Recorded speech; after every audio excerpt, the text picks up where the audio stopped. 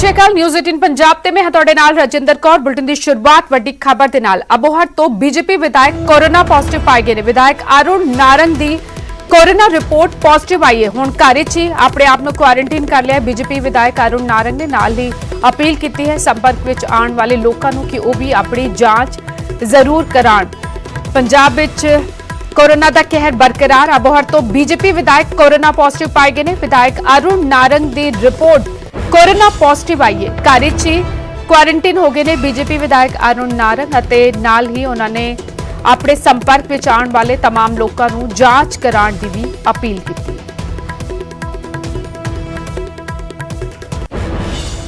ਅੱਗੇ ਵਧਿਆ ਖੰਨਾ ਤੋਂ ਖਬਰ ਜਿੱਥੇ ਕੋਲੇ ਦੇ ਨਾਲ ਗੋਦਾਮ ਵਿੱਚ ਪਟਾਕੇ ਰੱਖੇ ਗਏ ਸਨ। ਕੋਲੇ ਅਤੇ ਲੱਕੜੀ ਦੇ ਗੋਦਾਮ ਵਿੱਚ ਪਟਾਕਿਆਂ ਦਾ ਜ਼ਖੀਰਾ ਰੱਖਿਆ ਗਿਆ।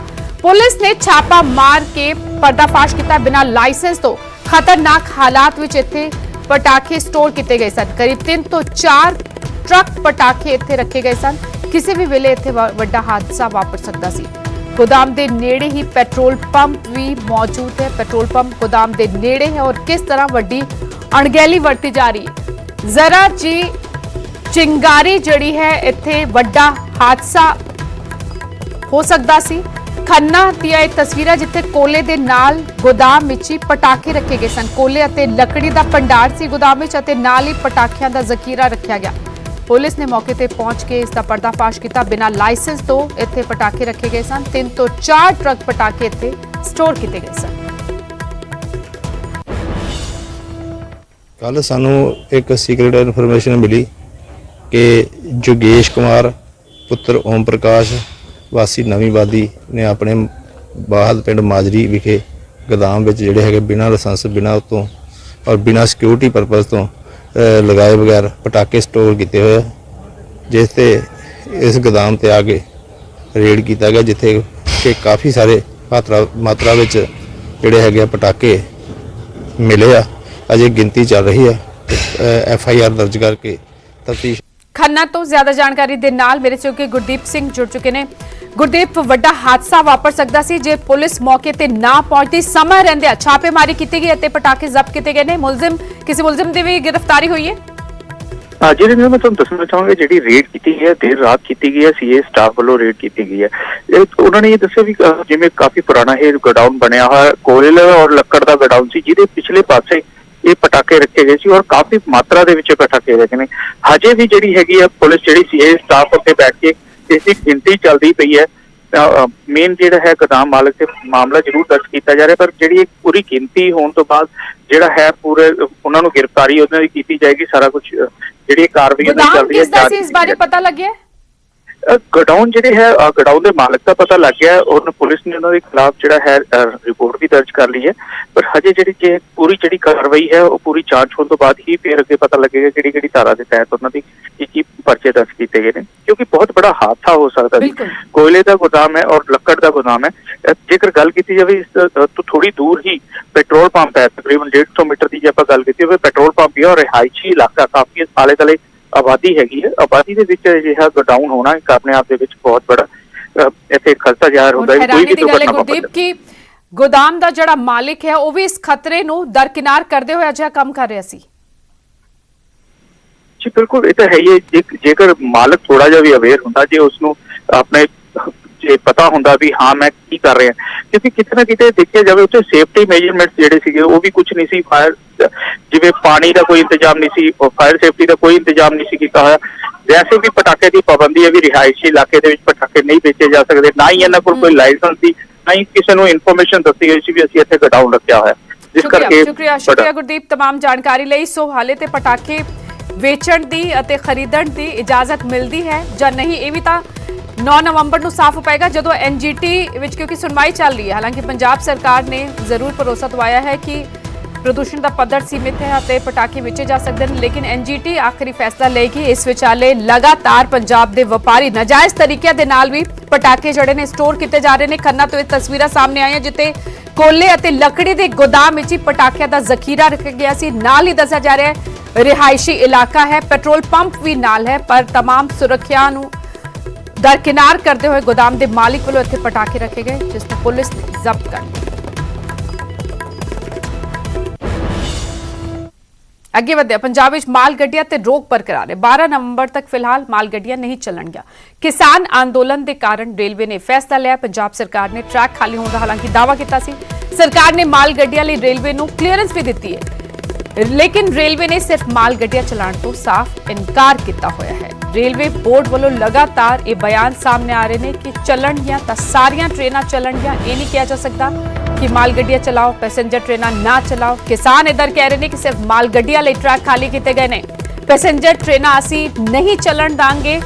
सो रेड़का बरकरार। इस विचाले दिवाली तो पहला ब्लैकआउट का खतरा पंजाब विच मंडराण लगे।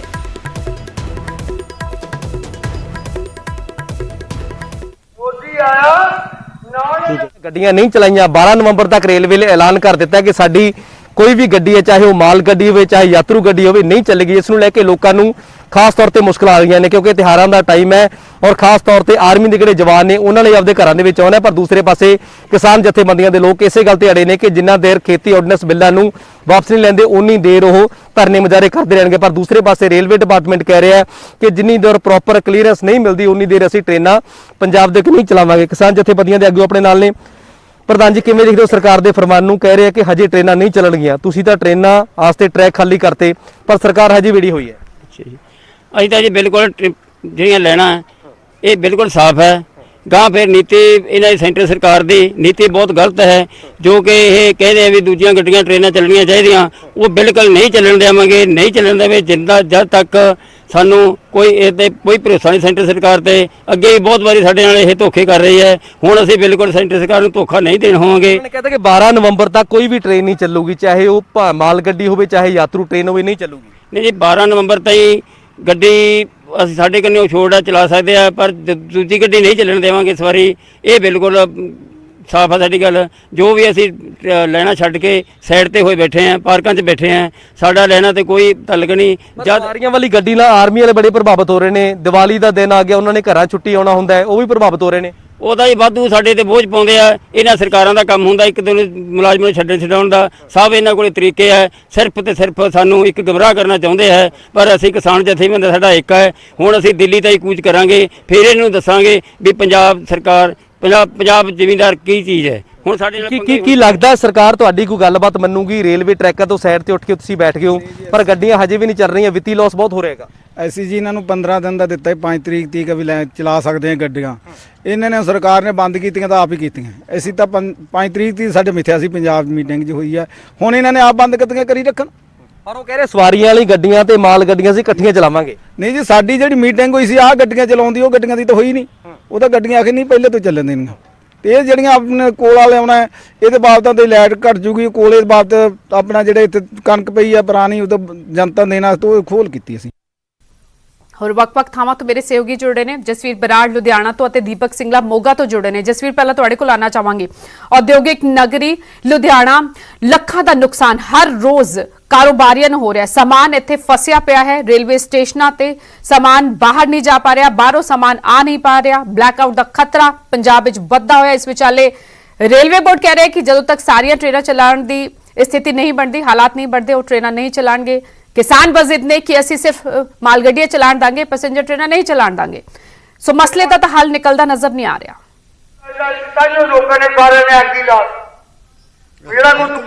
क्योंकि औद्योगिक नगरी है लुधियाना ते इत्थे हर रोज जिहड़ा है ਲੱਖਾਂ ਨਹੀਂ ਬਲਕਿ ਕਰੋੜਾਂ ਦੇ ਹਿਸਾਬ ਦੇ ਨਾਲ ਜਿਹੜਾ ਕੱਚਾ ਮਾਲ ਬਾਹਰੋਂ ਆਉਂਦਾ ਤੇ ਜਿਹੜਾ ਤਿਆਰ ਹੋ ਕੇ ਇੱਥੋਂ ਬਾਹਰ ਜਾਂਦਾ, ਦੂਸਰੇ ਰਾਜਾਂ ਦੇ ਵਿੱਚ ਜਾਂਦਾ ਤੇ ਫੋਰਨ ਕੰਟਰੀਆਂ ਦੇ ਵਿੱਚ ਵਿਦੇਸ਼ਾਂ ਦੇ ਵਿੱਚ ਵੀ ਜਿਹੜਾ ਤਿਆਰ ਹੋ ਕੇ ਸਮਾਨ ਜਿਹੜਾ ਜਾਂਦਾ।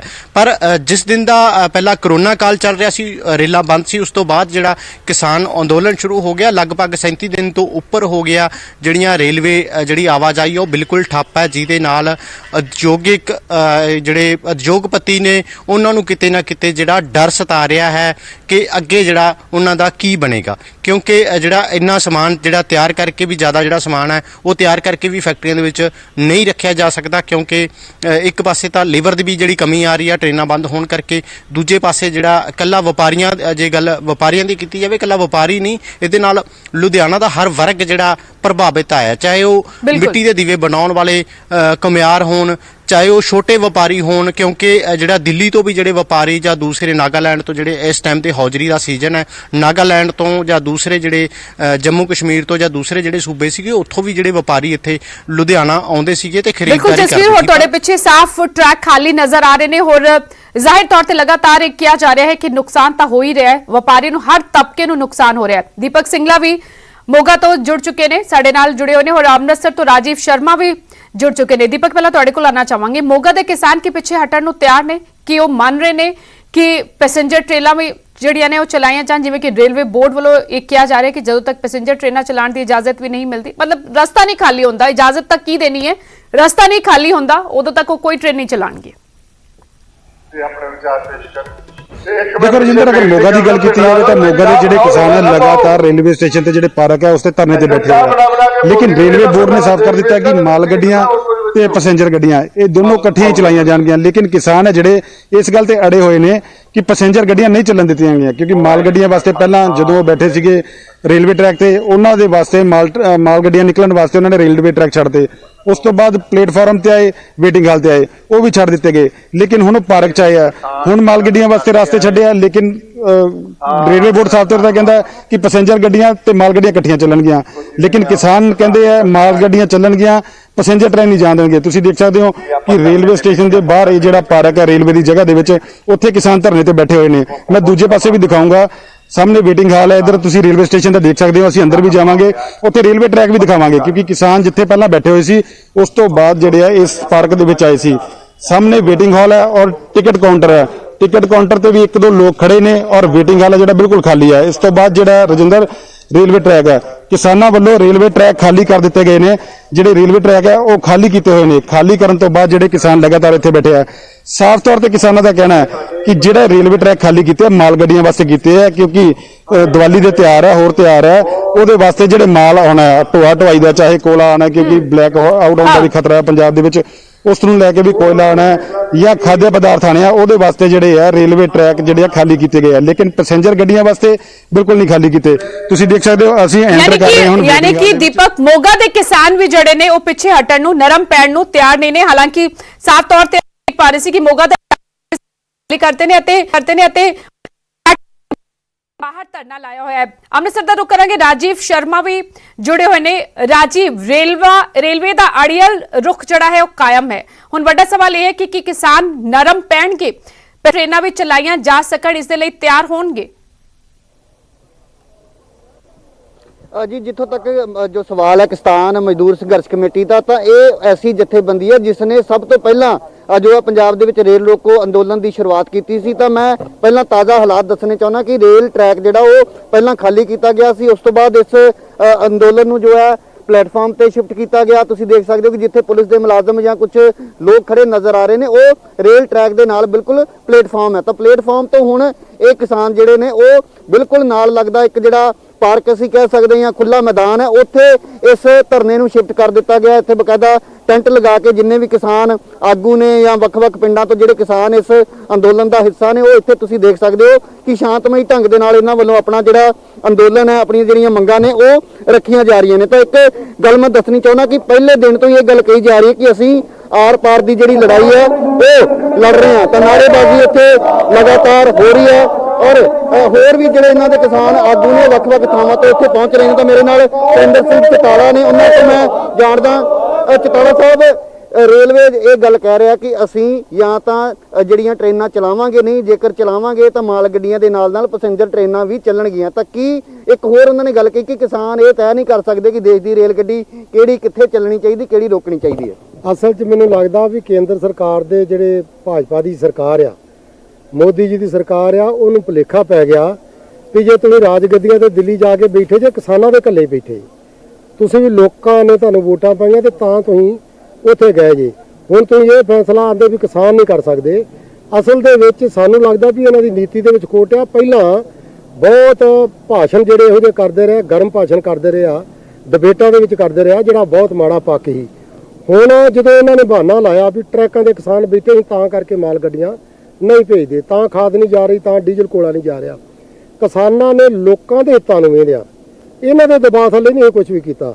ਪੰਜਾਬ ਦੇ ਹਿੱਤਾਂ ਨੂੰ ਵੇਖਿਆ, ਜੰਮੂ ਕਸ਼ਮੀਰ ਦੇ, ਹਿਮਾਚਲ ਦੇ ਹਿੱਤਾਂ ਨੂੰ ਵੇਖਿਆ, ਅਸੀਂ ਰੇਲ ਟਰੈਕ ਖਾਲੀ ਕਰਕੇ ਪਲੇਟਫਾਰਮਾਂ ਤੇ ਆ ਗਏ ਤੇ ਜਦੋਂ ਕਹਿੰਦੇ ਵੀ ਹੁਣ ਪਲੇਟਫਾਰਮਾਂ ਤੇ ਬੈਠੇ ਆ ਸਾਨੂੰ ਖਤਰਾ ਵੀ ਸਾਡੇ ਬਾਬੂ ਜਦੋਂ ਰੇਲ ਲੈ ਕੇ ਆਉਣਗੇ ਤੇ ਟੀਮਾਂ ਮਾਰਨਗੇ, ਇੱਟੇ ਮਾਰਨਗੇ। ਹਾਂਜੀ, ਉਹ ਕਹਿੰਦੇ ਕਿ ਸਾਡੀ ਕੋਈ ਜਿਹੜੀ ਮੰਨ ਲਓ ਜਿਹੜੀ ਮੇਨਟੇਨੈਂਸ ਦੀ ਟੀਮ ਹੈ, ਜੇ ਉਹ ਟ੍ਰੇਨ ਚ ਆਉਂਦੀ ਹੈ ਤਾਂ ਤੁਸੀਂ ਸਮਝੋ ਕਿ ਪੈਸੇਂਜਰ ਗੱਡੀ ਹੈ, ਤੈਅ ਕੌਣ ਕਰੇਗਾ ਕਿ ਕਿੱਦਾਂ ਪਤਾ ਲੱਗੇਗਾ ਕੋਈ ਪੈਸੇਂਜਰ ਟ੍ਰੇਨ ਆ ਜਾਂ ਉਹਨਾਂ ਦਾ ਸਟਾਫ ਹੈ ਜਾਂ ਕਿਹੜੀ ਗੱਡੀ ਹੈ? ਬਿਲਕੁਲ ਜੀ, ਅਸੀਂ ਤਾਂ ਕਹਿੰਦੇ ਪੈਸੇਂਜਰ ਬਿਲਕੁਲ ਨਾ ਲਿਆਉਣਾ, ਆਪਣੀਆਂ ਮਾਲ ਗੱਡੀਆਂ, ਕਿਉਂਕਿ ਤੈਅ ਹੋਈ ਹੈ ਗੱਲ ਤੇ ਅਸੀਂ ਖਾਦ ਲਿਆਉਣੀ ਆ, ਦੂਜਾ ਸਾਰਾ ਕੁਝ ਲਿਆਉਣਾ ਪੰਜਾਬ ਵਾਸਤੇ, ਪੰਜਾਬ ਦੇ ਹਿੱਤਾਂ ਵਾਸਤੇ।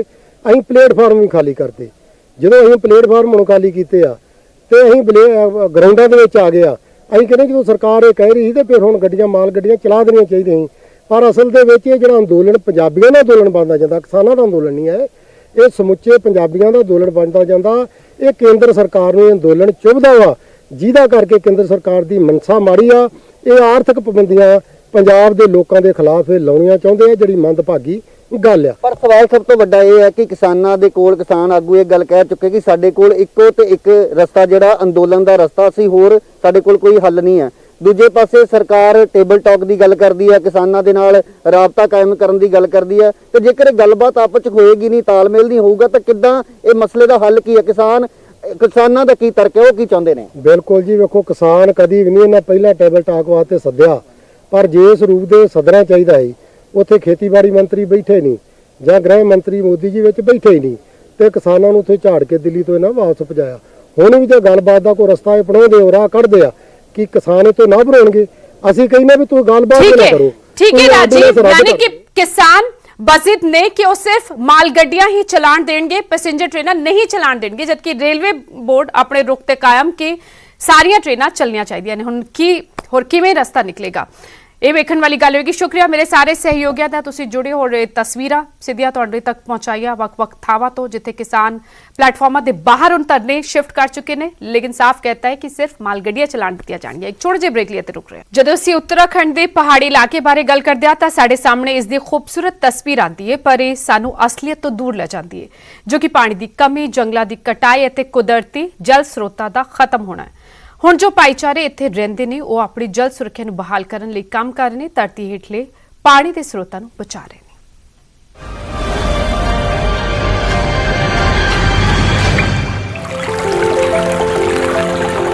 जो हमारे यहाँ पर स्प्रिंग्स थे, they were maintain by the traditional knowledge. जो ट्रेडिशनल प्रैक्टिसेस थी, कभी भी उसमें सीमेंट वगैरह नहीं लगता था। ओवर टाइम क्या हुआ कि उसमें रिपेयर वगैरह के नाम पे सीमेंट लगा, lot of them got choked due to that.